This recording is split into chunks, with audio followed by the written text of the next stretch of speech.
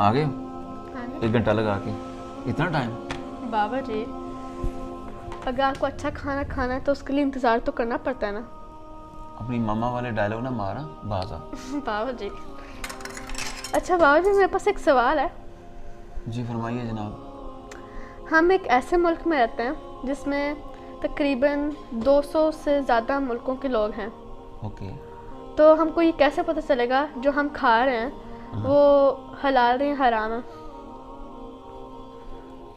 बेटा आप मुझे खुद ही बताओ, जब आप मामा के साथ शॉपिंग करने जाते हो सुपर मार्केट में या हम जाते हैं, तो आप जिस डिपार्टमेंट से ख़रीदते हो कोई ऐसा डिपार्टमेंट तो नहीं होता जहाँ पे लिखा होता कि ममनू?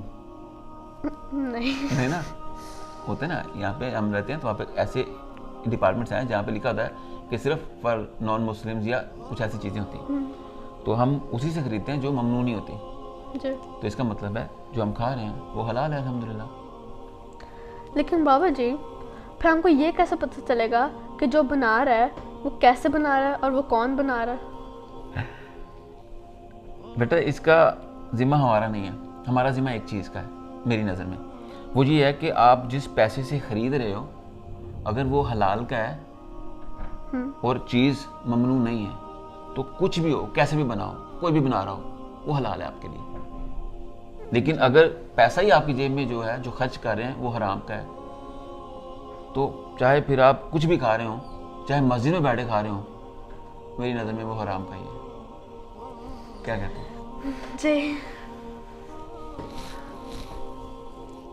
अपनी मामा की तरह ना बहुत सवाल करती हो।